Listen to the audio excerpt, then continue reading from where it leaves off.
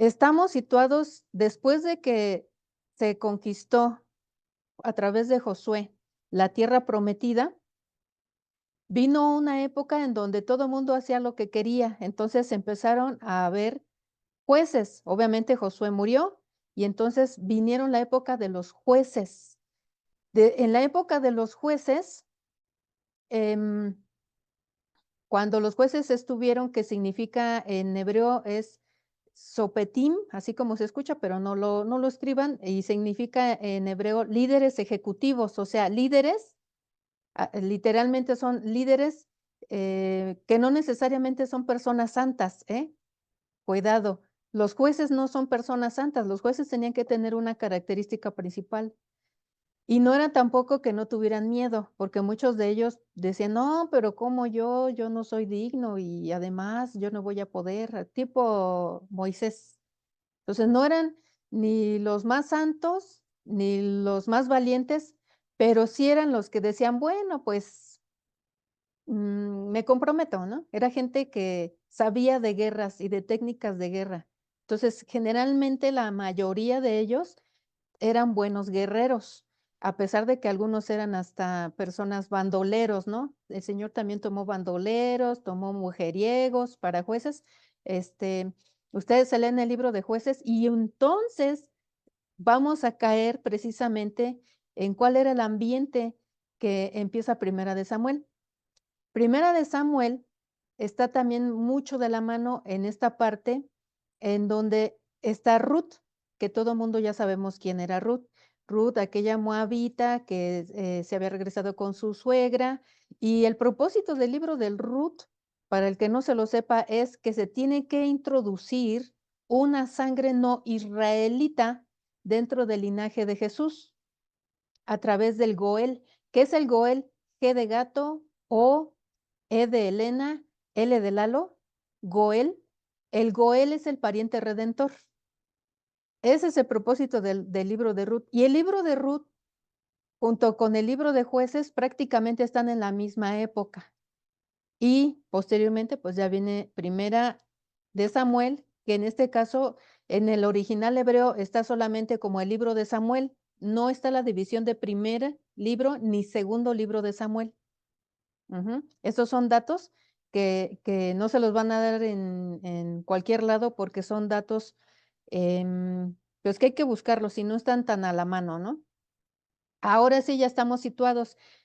¿Y por qué yo digo que este libro, el libro de Samuel, en este caso en el primer libro, es un parteaguas o está hablando del cierre de un ciclo? Porque necesitamos cerrar el ciclo de los jueces.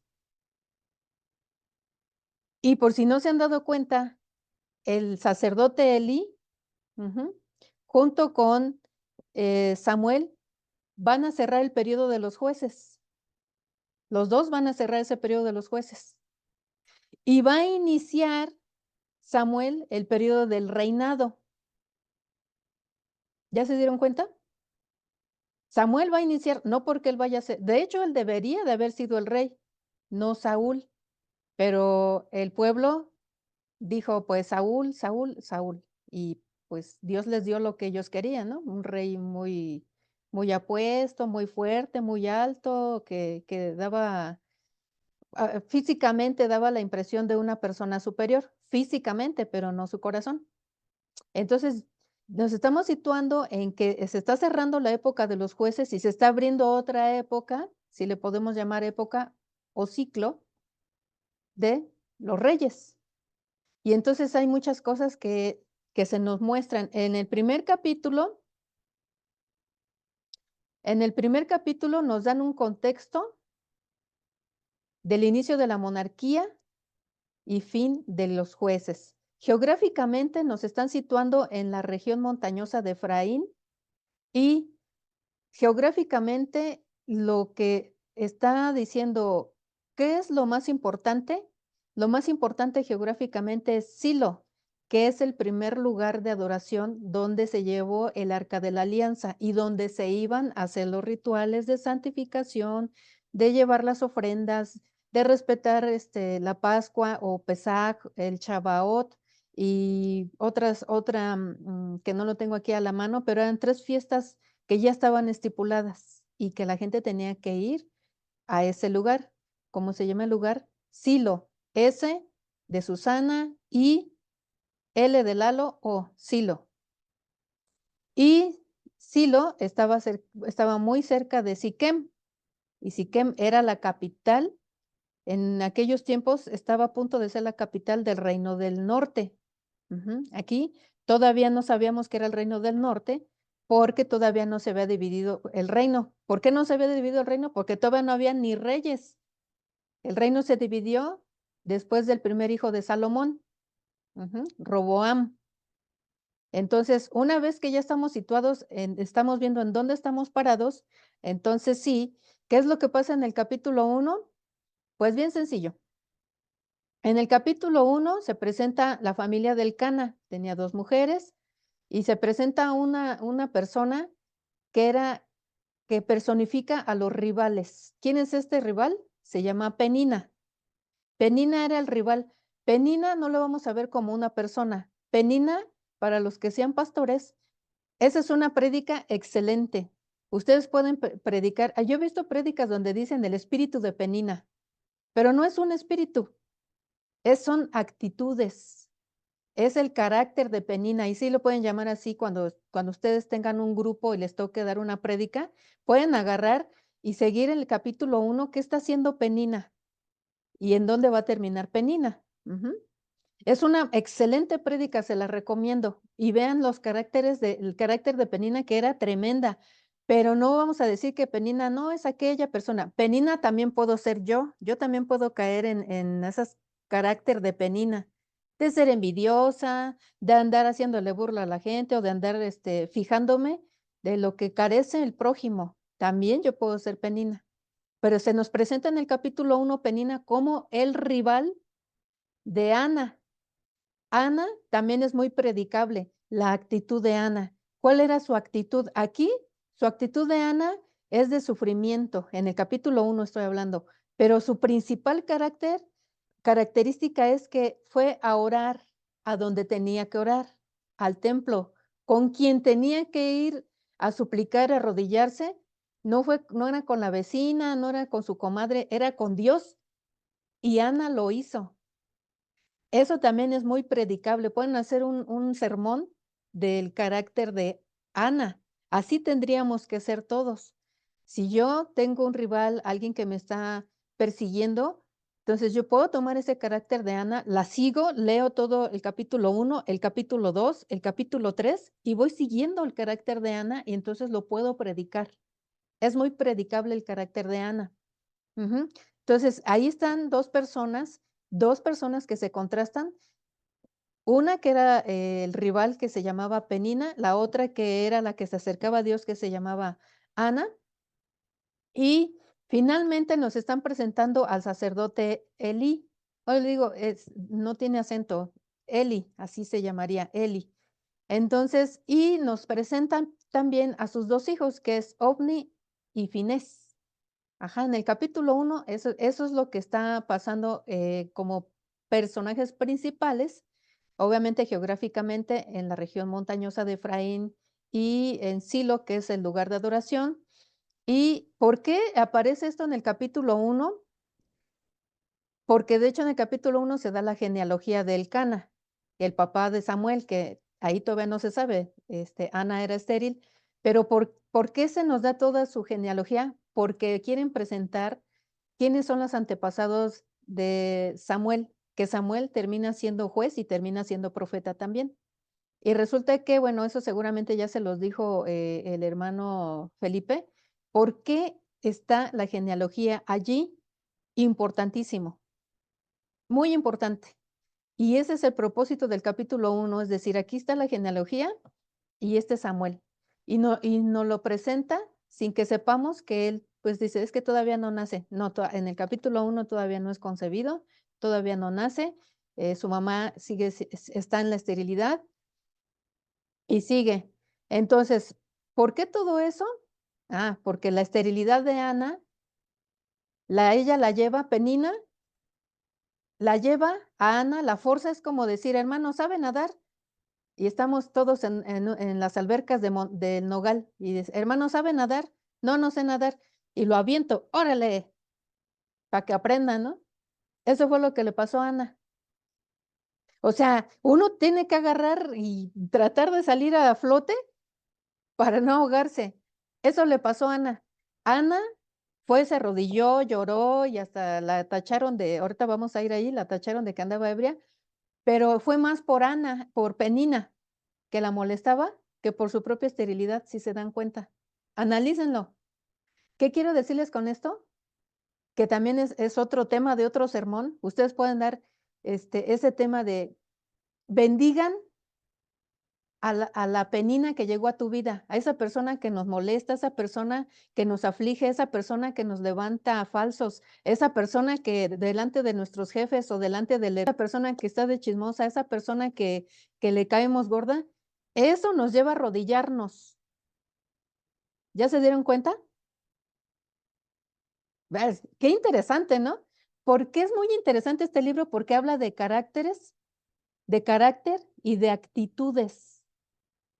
Eso es el primer libro de Samuel y el segundo igual. Vamos a ver psicológicamente qué es lo que está pasando con estas personas, porque Dios nos está mostrando que nos podemos topar con una penina o podemos ser nosotros la penina, podemos toparnos con una Ana o podemos ser nosotros como una Ana, podemos ser como el sacerdote Elí o podemos ser como los hijos del sacerdote Elí, que esos son los personajes.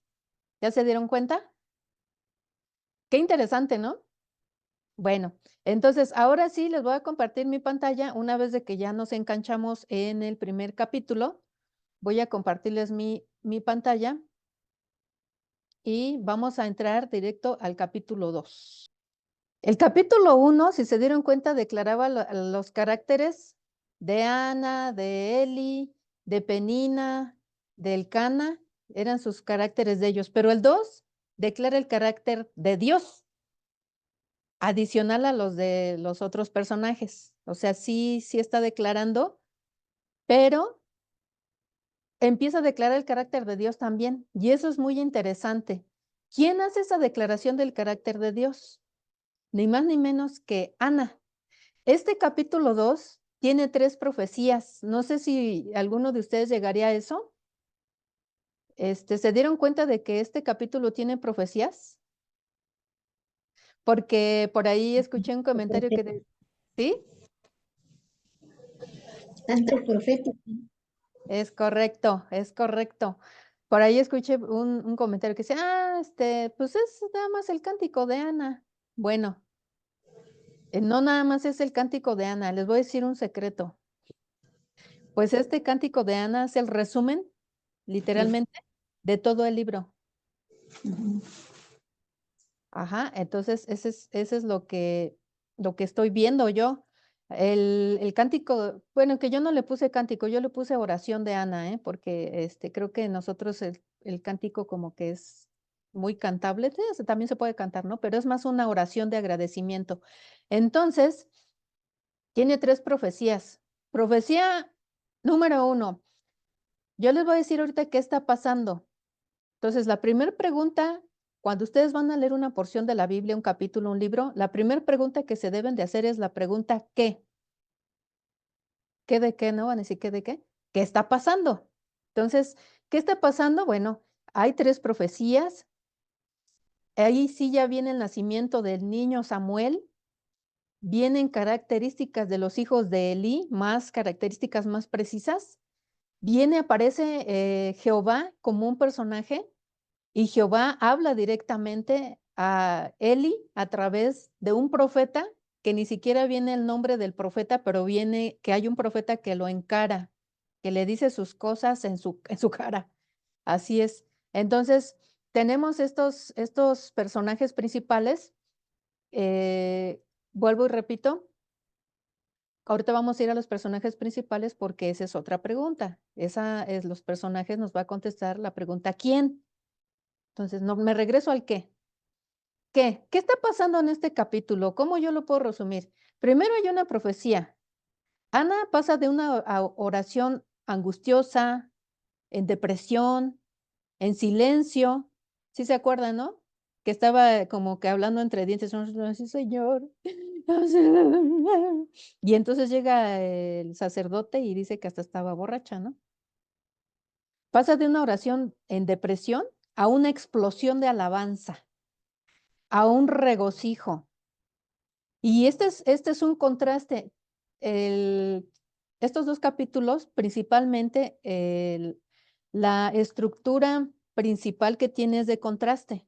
Ujú. Esa es la estructura principal. ¿Qué es un contraste? Un contraste es algo que es opuesto, es blanco y negro, bueno y malo.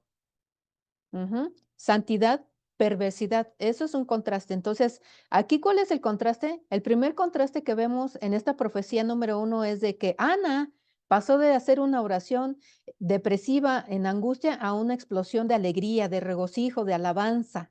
Y hay un contraste entre los orgullosos, perversos, poderosos, la mujer fértil, la mujer estéril, los glotones contra los humillados, los santos, los débiles, y hambrientos. Todo eso está en el cántico de Ana. Y todo eso se va a cumplir poco a poco en todo el libro de Samuel, primero y segundo. Todo eso se va a cumplir, porque si ustedes ya leyeron el cántico de Ana, que ya lo tuvieron que haber leído, y si no lo entendieron, vuélvanlo a leer. Y en sus hojas, compren un bicolor, uno que venga con azul y otro con la punta roja, y con la roja apunten, subrayen lo malo. Por ejemplo, ¿qué es lo que le va a pasar a los orgullosos? Dios los va a humillar. Entonces ponen orgullosos. Órale. ¿Y qué es lo que le va a pasar a los débiles? Dios los va a exaltar. Lo subrayan en azul. ¿Qué es lo que le va a pasar a los glotones, a los que comen un montón? Pues van a estar hambrientos después. Entonces a los glotones los subrayan en rojo. Pero ¿qué es lo que les va a pasar a los hambrientos? Dios les va a dar comida suficiente, lo subrayan en azul. Ujú. Para que les quede un poco más claro esta ley del contraste. Entonces, acuérdense que todo lo que es el cántico, la oración de Ana, está lleno de muchos contrastes y a cada uno Dios les va a dar su merecido, porque Dios es un Dios justo. Y eso es lo que está expresando Ana. Es la primera característica del carácter de Dios, la justicia. ¿Ya se dieron cuenta? La justicia tiene que reinar para que el que sea orgulloso vaya a ser humillado después. No porque Dios lo quiera, sino porque es por justicia. Ujú. Entonces, ¿qué es lo que pasa allí con esa primer profecía? Pues que en esa profecía el niño Samuel se va a quedar con el sacerdote y la familia del Cana, junto con su esposa Ana, que ya ni siquiera mencionan a Penina, se va a regresar a su pueblo y lo va a ir a dejar. Ujú. Y luego en los siguientes versículos se describe la maldad de los hijos de Elí y el abuso que hacen al tomar porciones de carne sin cumplir lo estipulado en la ley. Y eso ya del versículo del 1 al 16. Fíjense, la primera profecía, todo lo que abarca. Después, del versículo 18 al 21, se describe al niño Samuel. Pues que su mamá lo iba a visitar y le tejía por allí algo, no le tejía, sino que le hacía, ¿no? Le hacía unos vestimentas.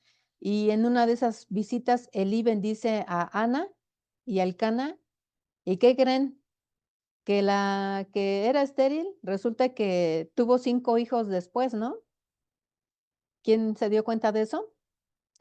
Pero lo importante de estos versículos no es que Ana tuviera 5 hijos.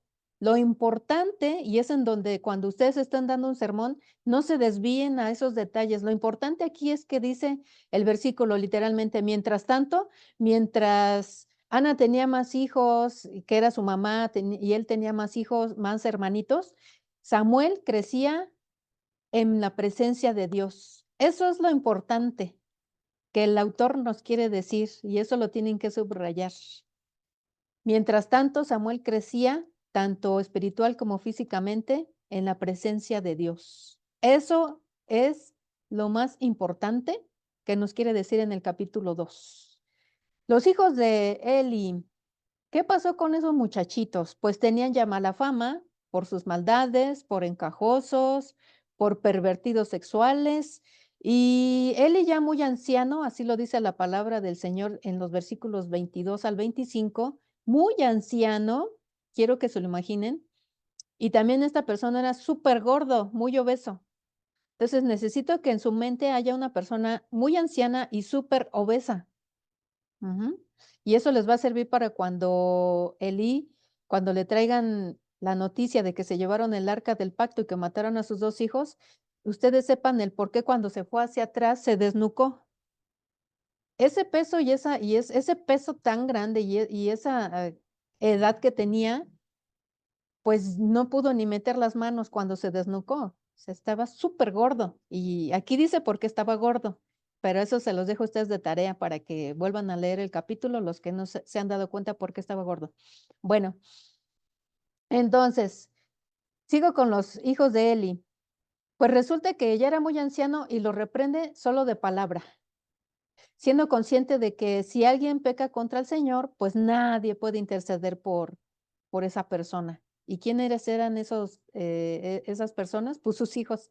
Y entonces sabe lo que les espera a sus hijos, y entonces sus hijos lo ignoran y Dios decide quitarles la vida. Eso está del versículo 22 al 25.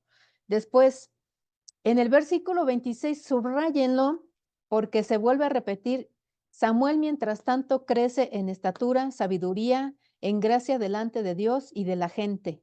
Y allí añaden, me estoy quedando sin tiempo, qué barbaridad, ¿por qué? Tengo 10 minutos. Ok, mientras tanto, Samuel crece en estatura, sabiduría, en gracia delante de Dios. Versículo 26, subráyenlo. Bueno, mientras todas esas cosas estaban pasando, ¿qué estaban pasando? Pues que los hijos del sacerdote estaban haciendo de las suyas. Mientras tanto, el niño Samuel, pues crecía en sabiduría, en gracia delante de Dios, también en estatura, obviamente. Viene la segunda profecía. ¿Qué dice esa segunda profecía? Pues que viene un profeta sin nombre, no dicen quién es, al sacerdote Eli y le da un recordatorio de que no había permanecido fiel a su oficio de sacerdote, porque él sí venía de la familia de Leví, de esa tribu. Lo confronta preguntándole el motivo de por qué menospreciaron tanto él como sus hijos las ofrendas y por qué les dio más honor a sus hijos que a Dios. Eso viene en el versículo 27 al 29. Qué vergüenza, no estoy criticando al sacerdote Eli, porque también nosotros, esto también es bien, podemos hacer un sermón, esto también es algo que se puede dar en un mensaje, en un domingo en sus iglesias o con su grupo, el día que ustedes se reúnan. Yo no estoy señalando al sacerdote Eli, ¿eh? Yo no tengo hijos, pero ustedes que sí los tienen, a veces le están dando más honor a los hijos que a Dios. ¿Por qué no vas a la iglesia? Lo que pasa es que el niño tiene tarea. Lo que pasa es que mi hijo no sé qué. Y a veces el hijo pues está haciendo de las suyas, iba a la iglesia, este, se congregaba, por lo que quieran, gusten y manden, ya no quieren ir. Y entonces a veces se cansa uno, dice, ya, le dije quién sabe cuántas veces y salgo hasta de pleito. Hermanos, no importa cuántas veces como hijos nos tengan que repetir ustedes las cosas que nosotros ya sabemos que tenemos que hacer.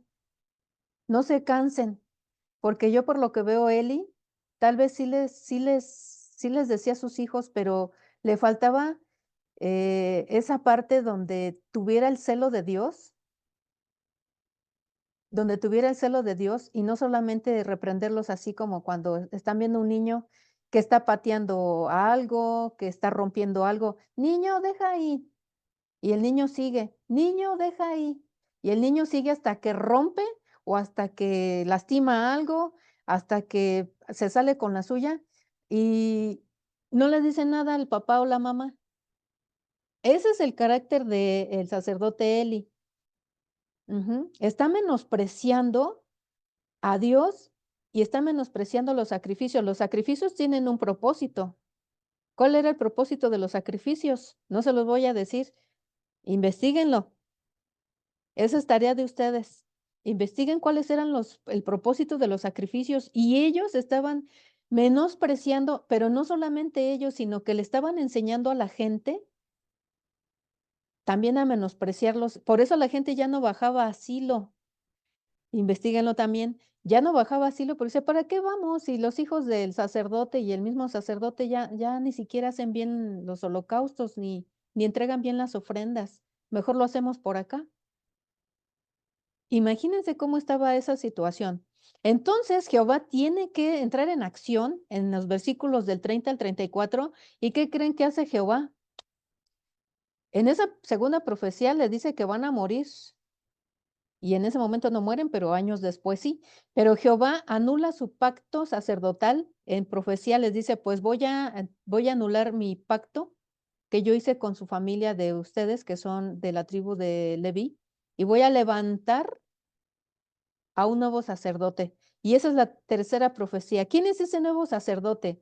Que dice, y su descendencia será perpetua y será levantado Jehová, el cual seguirá toda instrucción que yo le dé, dice Jehová de los ejércitos. Y los sobrevivientes de tu familia, sacerdote Eli, le rogarán a él, a mi nuevo sacerdote, por comida y por trabajo. ¿Quién es ese nuevo sacerdote? ¿Que su descendencia será perpetua? ¿No será Jesucristo? Según la orden de Melquisedec en Hebreos 7, del 12 al 17. ¿Ya se dieron cuenta cuántas profecías hay en este capítulo? Increíble, hermanos, increíble, increíble.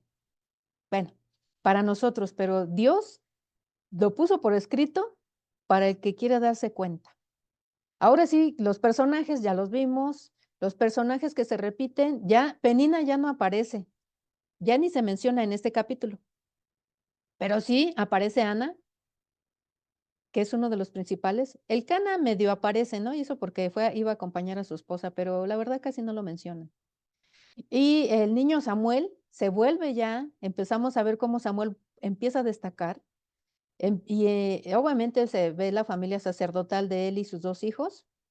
Empieza a haber un profeta que es el que encara a Eli de parte de Jehová. Y aparece Jehová hablándole personalmente a Eli, ya sea a través de su voz o a través del profeta.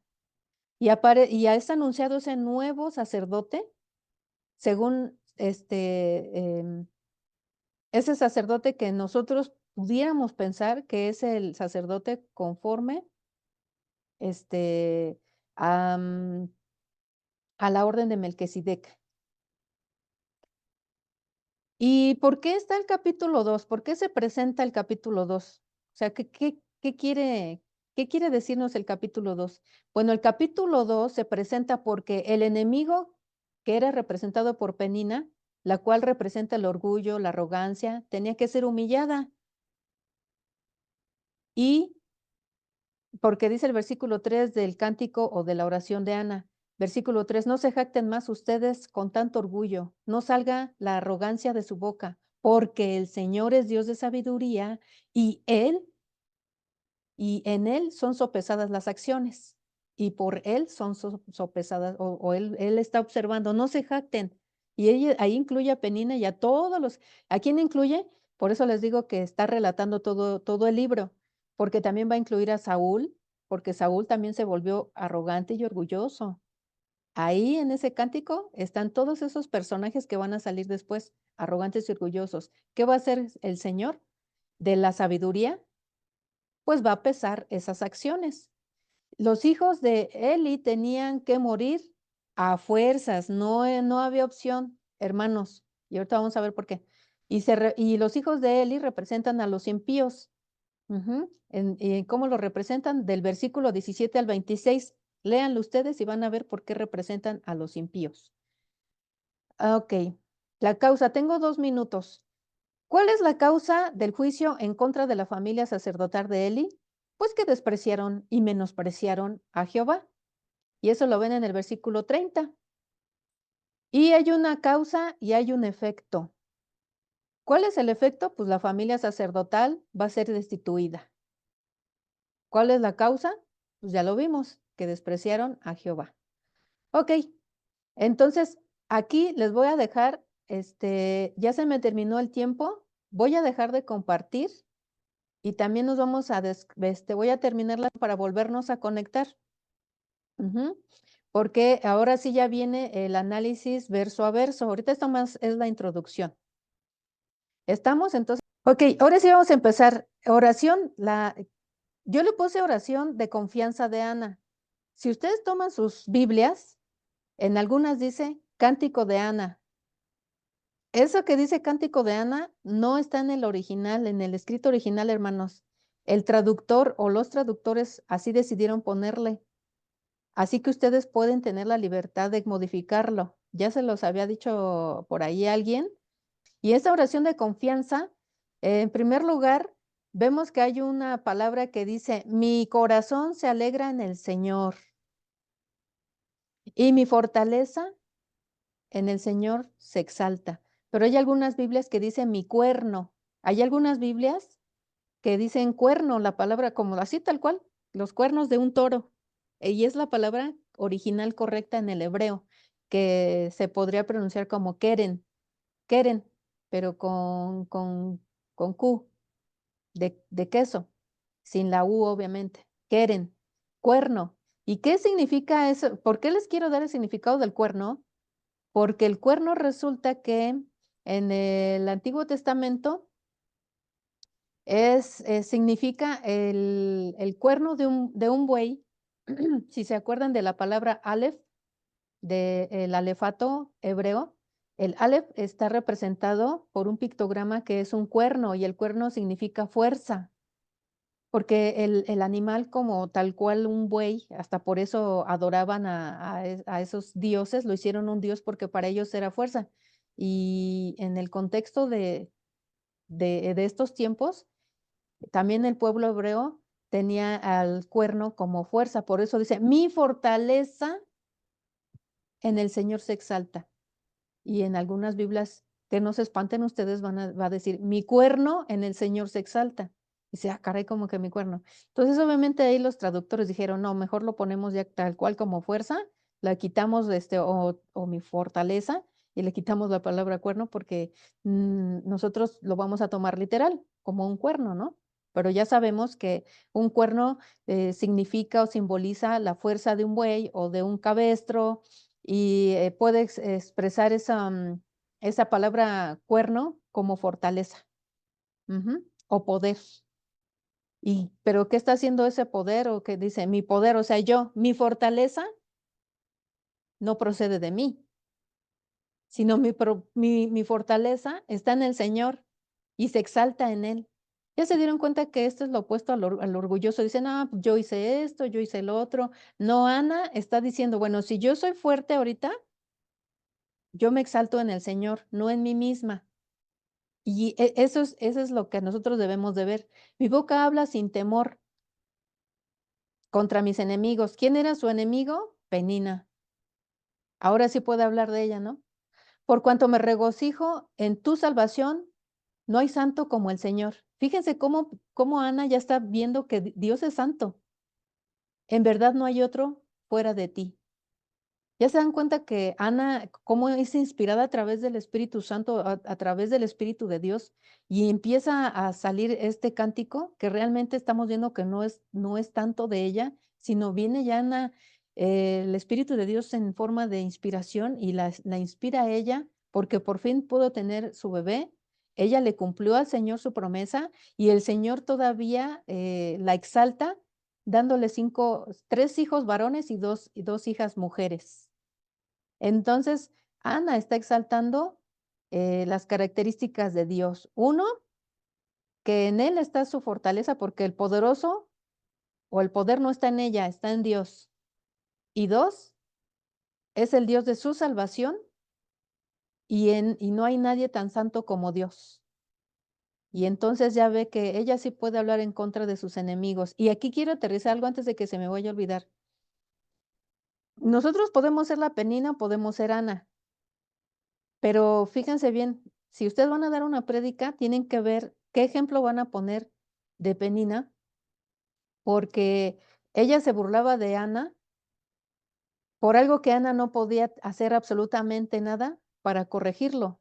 El hecho de que una persona sea estéril El día de hoy puede ser porque tiene miomas, porque tiene una irregularidad en su ciclo, porque tantísimas cosas. Pero en la antigüedad decían, es que algo hiciste, por eso Dios trajo maldición a tu vientre y eres estéril. Ese era el problema que había. Pero Ana no podía hacer nada realmente. Es algo que no tenía el poder ella de cambiar. Solamente Dios, pero Dios tenía un propósito. O sea, Dios tenía el propósito de que Ana, así como les digo, les dieran un empujón a la alberca y ella sin saber nadar dice, si me das un hijo, te lo voy a ofrecer. Eso era lo que se necesitaba. Si me das un hijo, te lo voy a ofrecer. Dios necesitaba que alguien le diera a ese hijo que, que se lo llevara y se lo entregara completamente. ¿Ya se dan cuenta qué es lo que está sucediendo?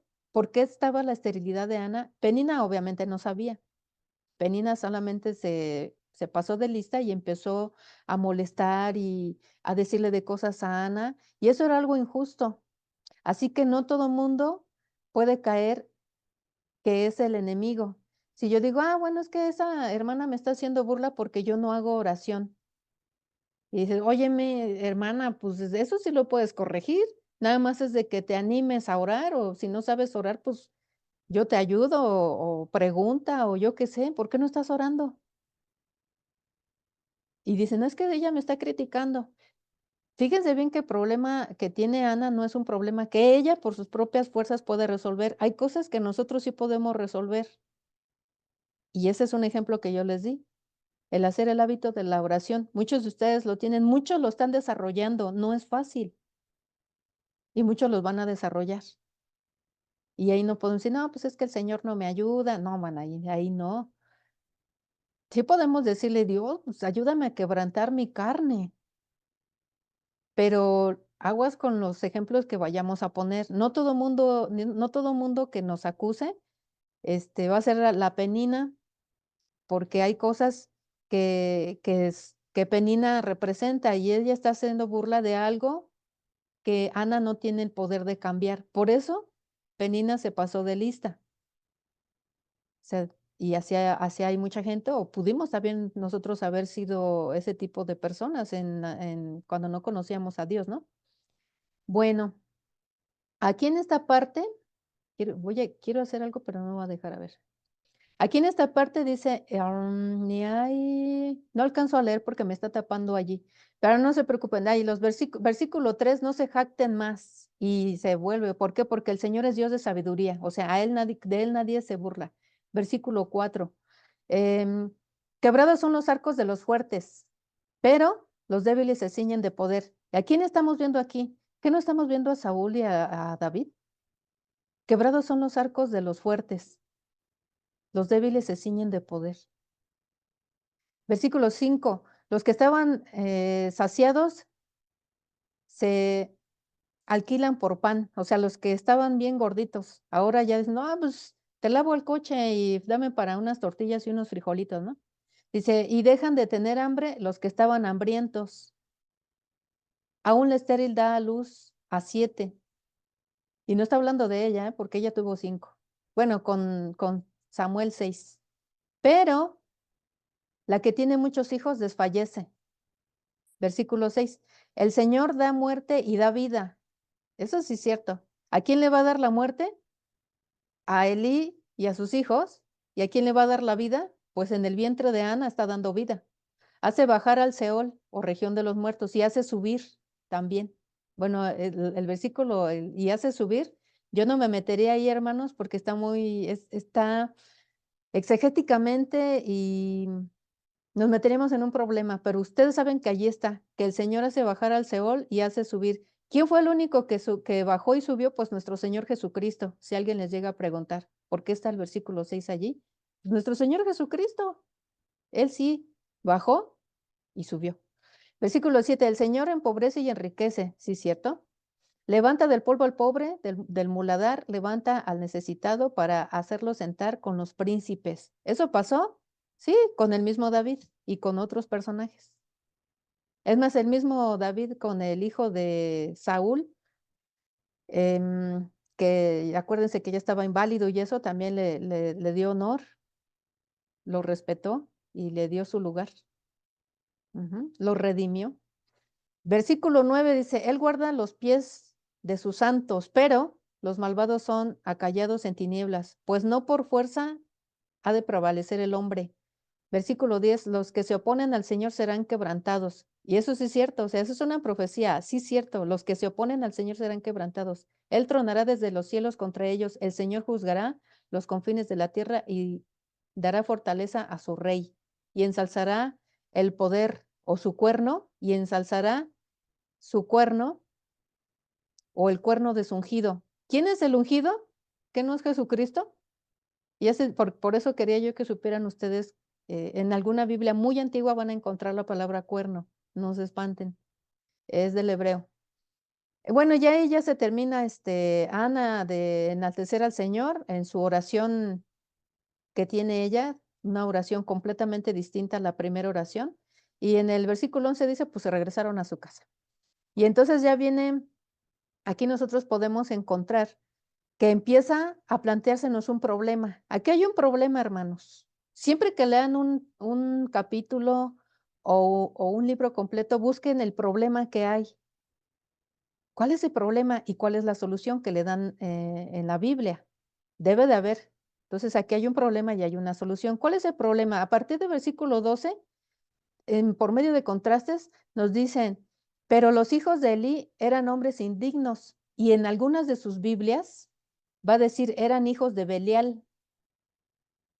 Y quien conozca a quién era Belial, pues era un demonio. Imagínense, así dice, yo no lo estoy diciendo, en el original hebreo dice, pero los hijos de Elí eran hijos de Belial. No conocían al Señor, ni la costumbre que tenían obviamente el pueblo hebreo, ¿no? O las costumbres. ¿Cómo puede ser posible que los hijos de un sacerdote, en este caso, cómo puede ser posible que nuestros hijos, tal vez yo diga, tengo hijos espirituales, no conozcan al Señor y se comporten como hijos del demonio? ¿Cómo puede ser? Pues sí puede ser posible, hermanos. Ustedes que tienen sus familias se podrán dar cuenta que a lo mejor ustedes llevaron a sus hijos a la escuelita dominical, adolescentes, jóvenes, y están descarriados. ¿Qué está pasando ahí? Que ellos no tuvieron un encuentro personal con Dios. Sí asistían, pero en su corazón no hubo ese encuentro. Y en el encuentro que nosotros tenemos personal con Dios viene el Espíritu de Dios y entonces el Espíritu de Dios es el que nos contricta de pecado. Entonces, todas esas personas que nosotros sabemos que están en nuestras familias, eso es lo que está pasando. O sea, no hubo ese encuentro personal con el Señor y lo tienen que tener y tenemos que doblar rodilla al Señor, ten misericordia de mi hijo, de mi hija, de mi suegro, de mi nuera, de quien ustedes sepan, porque ellos no han tenido un encuentro personal y entonces se puede decir de ellos que son hijos de Belial. Lo siento mucho, hermanos, pero así lo dice la Biblia, porque dice, no conocían al Señor ni la costumbre, siendo hijos de sacerdote. Quiere decir que si alguien que dice, no, pues yo soy el pastor de esta iglesia, y su hijo seguramente es muy buena gente, igual que su papá, muy servicial, yo soy el pastor y el hijo es igual, ¿no? Él es el hijo del pastor. Pues no. Y aquí estamos, ese es el problema. El problema es que Eli, el sacerdote, no supo corregir ni interceder por sus hijos. Ahorita vamos a llegar al versículo 25. Ese es el problema. Ujú. Del 12 al 25 estamos en un gran problema. Ese es el problema que tenemos aquí. Y entonces, bueno, ya decían ellos se comían la carne que no les correspondía, y mandaban a sus, por así que, a sus ayudantes, em, se acostaban con las doncellas, con las vírgenes que estaban sirviendo en el templo, las seducían, así lo dice la palabra, y se sigue y se sigue. Entonces, qué gran problema estamos metidos, qué gran problema con nuestros familiares. ¿Y qué pasó con el señor Eli? Ah, dice que el pecado de los jóvenes en el versículo 17, dice, el pecado de los jóvenes era muy grande delante del Señor. ¿Por qué? Pues porque despreciaban las ofrendas. Ellos estaban bien gorditos también, porque se comían la carne que ellos querían y la asaban y tenía prohibido estar comiendo la carne asada, tenía que tener otro tratamiento, pero ellos solamente decían: "No, pues es que así a las brasas y con esa, grasita sabe más sabrosa, échale sal, échale pimienta y aquí te van unos nopalitos y échale guacamole". No, no era para eso no era para eso las ofrendas, y ellas sí podían tomar y comer, pero no era de esa manera. No era de esa manera. Ellos sí se ponen a hacer sus cosas, pero no de las ofrendas. A lo mejor iban y engordaban unos animales para ellos, pero no de las ofrendas. Eso es lo que tenemos que ver. Entonces, ese es, el problema que tenemos, y, Eli tenía que poner la solución. ¿Qué es lo que pasa con el sacerdote Eli? Si nos vamos al versículo, 25, bueno, del 22, dice: "Eli era ya muy anciano y oyó todo lo que sus hijos estaban haciendo". ¿Lo oyó en ese momento? No, desde antes, pero se hacía de oídos sordos. ¿Y cómo se acostaban con las mujeres que servían a la entrada de la tienda de reunión? Versículo 23. Y les preguntó: "¿Por qué hacen estas cosas?". Y imagínense a ese señor ya bien grande y gordito, y ¿por qué hacen esas cosas? Las cosas malas que oigo hablar a todo el pueblo. No, hijos míos, ¿por qué lo hacen? No es bueno el informe que oigo circular. ¿Creen que esa es la actitud que tenía que tomar ese padre de familia? No lo estoy criticando, yo he visto, os digo, yo no tengo hijos, pero yo he visto hasta cómo malcrían, y bueno, a lo mejor por eso Dios no permitió, ¿no? ¿Cómo se puede malcriar a un hijo? O sea, ese hombre que era un sacerdote, pues tenía autoridad. ¿Qué tenía que hacer el sacerdote Eli en vez de estar: "Ay, hijos míos"? En vez de estar así, a ver, usted desde el primer momento, no hasta ese momento, desde el primer momento, a ver ustedes, vengan para acá.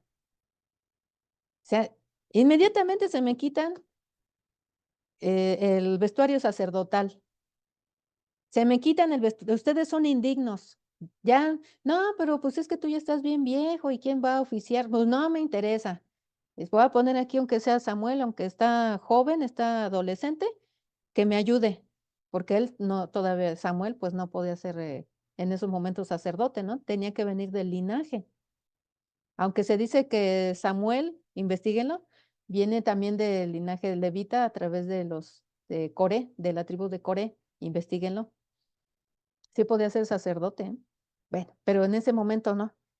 El Tili tenía que haber puesto el remedio y no lo hizo. A eso regreso. Y hermanos, analícense bien, porque aunque sus hijos ya estén grandes, bigotones o ya sean madres de familia, ustedes tienen autoridad sobre nosotros o sobre ellos. Tienen autoridad, porque Dios se las dio. Entonces, tuvo que haberlos destituido él, tuvo que haberles quitado la vestidura sacerdotal. Y si él quería ir más lejos, tenía que haber, reunido al pueblo y hacer un juicio, y tal vez mandar a sus hijos a una de las ciudades de refugio. Si decía: "Bueno, pues no los quiero que los apedreen ni que los maten", ¿no? Y a la mejor sí les correspondía eso según la ley. Analícenlo, ¿eh? Eso también es para que lo prediquen. Para la gente que no está criando bien a sus hijos, que los deja que hagan lo que quieren. Están leyendo la palabra y los niños están haciendo su desorden. Están en la alabanza y los niños están, y las mamás, sí, Señor, gloria a Dios. Hermanos, acuérdense nada más de las épocas del padre Gilberto o el pastor Aurelio, después, que fue pastor, y antes también.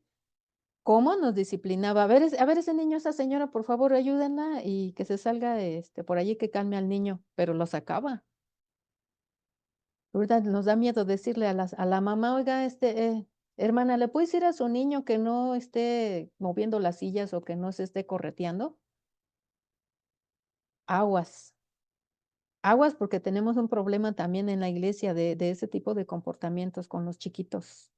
Que Dios nos dé sabiduría para saber cómo es la manera correcta. Yo no digo que a través de golpes, necesariamente, y eso le correspondería solamente al papá o a la mamá, y eso con una valoración. concienzuda de que si es necesario, órales. Pero no andar como el sacerdote Eli. Ay, ¿por qué, hijos míos? ¿Cómo que por qué? Si se pregunta ni se pregunta. ¿Cómo que por qué?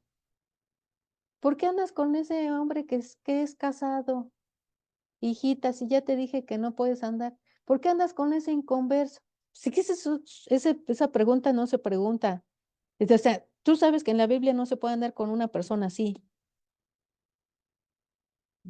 teniendo el motivo y la razón que tú gustes y mandes. No puedes. Eso es lo que tenía que hacer él y no diciéndole que por qué. Bueno, después de todo eso, que hasta me hierve la sangre, le tenía que haber hervido al sacerdote. Pues ¿a quién creen? Tuvo que, Jehová de los ejércitos, Jehová de los ejércitos tuvo que mandar a ese profeta, que no tiene ni nombre, y empieza a partir del versículo 27, léanlo, analícenlo, no se los voy a leer. También necesito que ustedes despierten para que vean el contenido tan rico que hay en la Biblia. Ujú. Y ya nada más me voy al 30, dice, y por lo tanto, el Señor Dios de Israel declara, ciertamente yo había dicho que tu casa y la casa de tu padre andarían delante de mí para siempre, para siempre. Pero ahora el Señor declara, ¿quién es el Señor? Pues Jehová de los ejércitos. Lejos esté esto de mí, o sea, no, deshago mi pacto contigo. ¡Sas! ¿Por quién lo está deshaciendo? Realmente lo está deshaciendo Eli, no lo está deshaciendo Dios. Dios no puede soportar, no puede solapar que esté ese desorden en su casa con los sacerdotes. Así que Eli está deshaciendo el pacto. Gracias a Eli, Jehová le está diciendo, esté lejos esto de mí, porque yo honraré a los que me honran y los que me desprecian serán tenidos en poco. Por tanto, vienen días cuando cortaré con tijeras, cortaré con cuchillo, cortaré con lo que quieran, tu fuerza o tu brazo y la fuerza o el brazo de tu casa, de tu padre, y no habrá anciano en tu casa, y verás la angustia de mi morada, a pesar de todo el bien que hago a Israel, nunca habrá anciano en tu casa. Qué profecía tan horrible. Bueno, ya ella se sigue con el 33 y bueno, le dará una señal, ¿no? ¿Cuál es la señal? Muy sencillo, tus hijos, tus dos hijos, el mismo día morirán. Versículo 36, vamos a terminar. Versículo 36. Y todo aquel que haya quedado de tu casa, porque sí quedó alguien, lean el capítulo 2, quedó un hijo de uno de sus hijos del sacerdote Eli, quedó uno, dice, y todo aquel que haya quedado de tu casa vendrá y se postrará ante él, ¿ante cuál? Ante el sacerdote que va a levantar. Ujú. Y se postrará ante él por una moneda, o pues, por algo, ¿no? Necesita dinero o una torta de pan. Y le dirá, asígname a uno de los oficios sacerdotales para que pueda comer un bocado de pan. Y así termina el capítulo 2, diciéndole que sus nietos, bisnietos o tataranietos estarán de rodillas pidiéndole al gran sacerdote llamado Jesucristo que le vuelva a asignar el oficio de sacerdote. Pero no lo hace por amor al pueblo ni por ayudar a la gente, siendo intermediario, sino por hambre lo va a hacer este descendiente del sacerdote Eli. Entonces, wow, qué lección tan tremenda. Bueno, ya el capítulo 3 ya se los dirá al siguiente hermano que le toque. El capítulo 3 está interesante. Es un capítulo súper pesado, es un capítulo tremendo. Y ahora sí quiero escucharlos. ¿Qué les dice el Señor a través de su palabra? ¿Qué les dice el Señor? No se pueden extender mucho porque ahora sí quiero escuchar a la mayoría de ustedes. ¿Qué les dice el Señor a través de su palabra? A ver, vamos a ver. Los voy a dejar que respiren porque de verdad que estuvo muy, muy fuerte este capítulo, muy fuerte. Tan fuerte que hasta yo dije, ay, Dios mío. Y que conste que Eli está representando una figura de autoridad. Aquellos que no tengan hijos y que estén viendo este video, porque no sé a quién le vaya a llegar, aquellos que no tengan hijos pueden tener gente a su cargo, pueden tener un ministerio a su cargo, pueden tener a lo mejor a sus sobrinos que los cuiden, pueden tener una congregación, son casados y todo, pero pues hasta este momento que están viendo este video pueden no tener hijos, pero sí tienen gente a su cargo. Entonces hay que tener cuidado con todo eso y ver qué es lo que tenemos que hacer, porque también podemos ser como sacerdote Eli, bien consentidores, menospreciando al Señor y dándole más honra a ya sea a nuestros, conocidos, papás, esposos, hijos, o sea, no solamente son los hijos, puede ser también que yo tenga a mi esposo de ídolo o a mi esposa de ídolo, también hay que tener cuidado con todo eso. Okey, son 10 minutos, 1 minuto por persona. A ver, ¿quién dijo yo?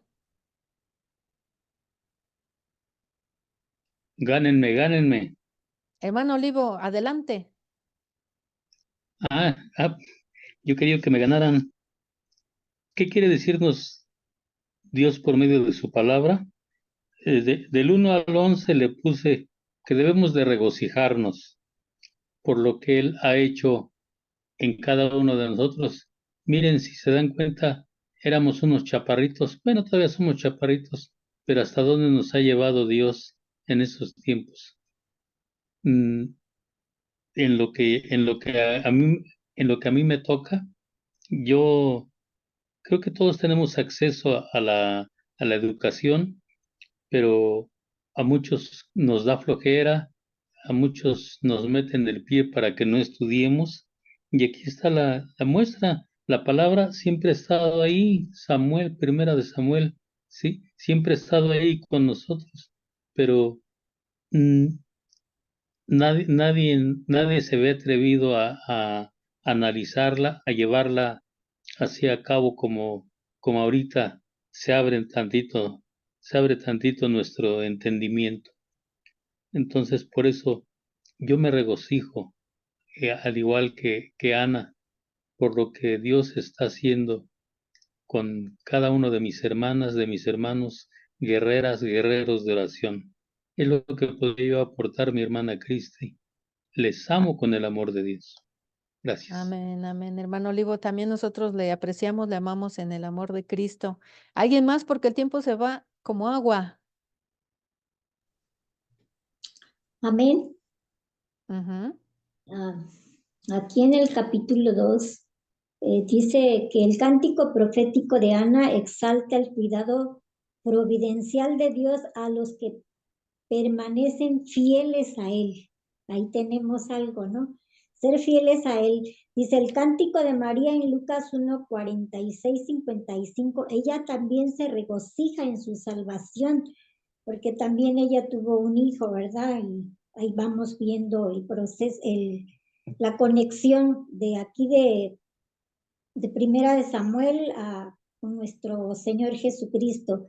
Y aquí me impacta el versículo 25, donde ahí dice, aquí yo al leer, llega a mi corazón, dice, y yo escribí así, vemos cumplida la ley de Jehová por tener en poco su palabra, como lo dice en Números 15, 30, 31.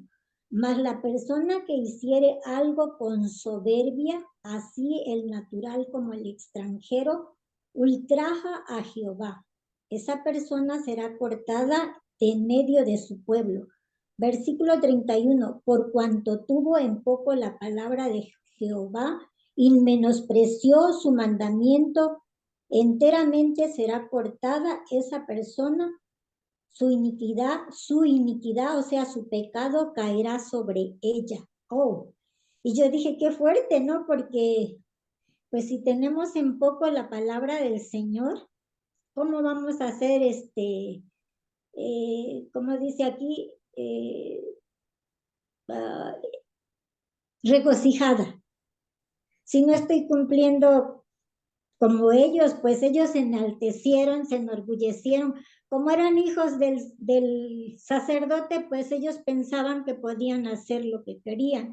Escuchaba yo por ahí a una persona que decía que ella estaba muy llena del Espíritu Santo, esta persona, pero sus actitudes decían todo lo contrario. O sea, ese día que yo venía porque me dieron un ride, y ella pues se veía, ¿no? Que, se enaltecía así. Y cuando ella dijo que ella estaba muy llena del Espíritu Santo y pues que podía decirle a tal o a cual persona, voltea a su esposo y se le queda viendo.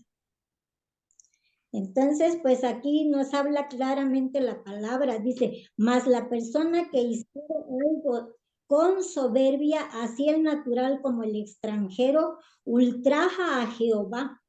Esa persona será cortada de en medio de su pueblo, por cuanto tuvo en poco la palabra de Jehová. Eso me llena de... Carmelita, hazte más chiquita, por favor. Entonces, sí está fuerte. Muy fuerte. Vamos a hacer algo, hermano. Les voy a proponer algo. Quiero escucharlos a todos. Vamos a volvernos a conectar en la tercera. No se me desconecten, porque ya solamente quedan 4 minutos. Entonces, quiero escucharlos a todos. Quiero platicar con ustedes.